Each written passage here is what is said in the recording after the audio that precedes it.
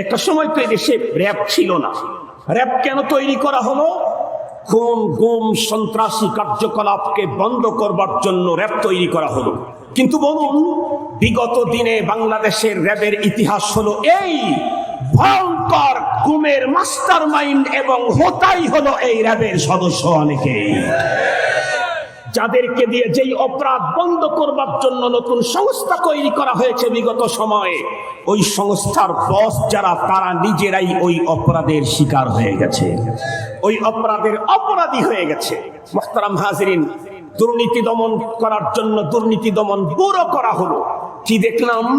দুর্নীতি দমন ব্যুরোর প্রধান উনি দুর্নীতিতে বাংলাদেশের চ্যাম্পিয়ন হয়ে গেলেন। তার অর্থই হলো এই পদ্ধতিতে কখনো দেশ, সমাজ, রাষ্ট্র, ফ্যামিলিকে অপরাধ মুক্ত করা সম্ভব নয়। সত্যি যদি দেশটাকে, সমাজটাকে, রাষ্ট্রকে অপরাধ মুক্ত করতে হয়, তাহলে পয়গম্বরী পদ্ধতি অবলম্বনের বিকল্প কোনো পথ নাই। এই বাংলাদেশে 100% সন্তানের জীবন তার বাবা মার কাছেও নিরাপদ না। 100% সন্তানের জীবন তার পিতামাতার কাছে নিরাপদ না। 100% সন্তানের জীবন, বাবা মার জীবনও তার সন্তানের কাছে নিরাপদ না।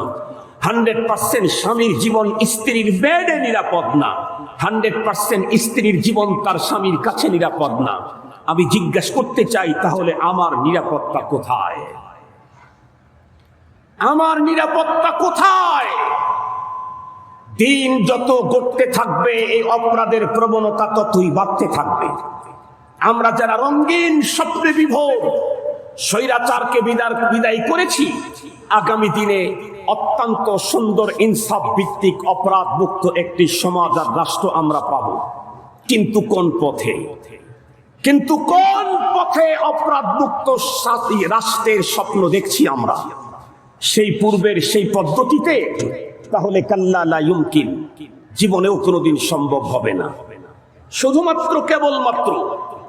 শুধুমাত্র নেতাকে চেঞ্জ করে এদেশের ক্ষমতায় কাউকে বসালে কোনোদিনও এদেশ অপরাধ মুক্ত হতে পারে না, যতক্ষণ পর্যন্ত সিস্টেম আর নীতির পরিবর্তন না হয়।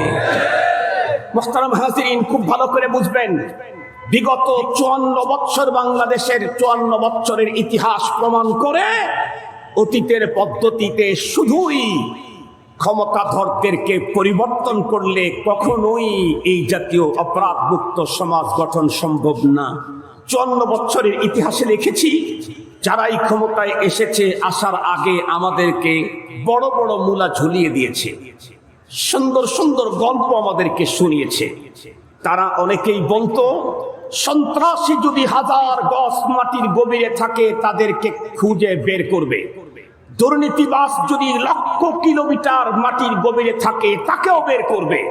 কিন্তু যারা এই বক্তব্য দিয়েছিল পৃথিবীর ইতিহাসে, তারাই সেরা সম্পদ লুণ্ঠনকারী হিসাবে প্রমাণিত হয়েছে।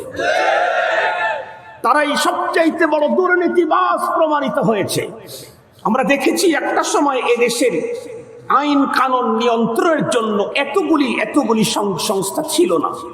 দিন যত বাড়তেছে, দুর্নীতিকে বন্ধ করবার জন্য নতুন নতুন সংস্থা তৈরি করা হচ্ছে। যেমন সে কথা বলি আপনাদেরকে,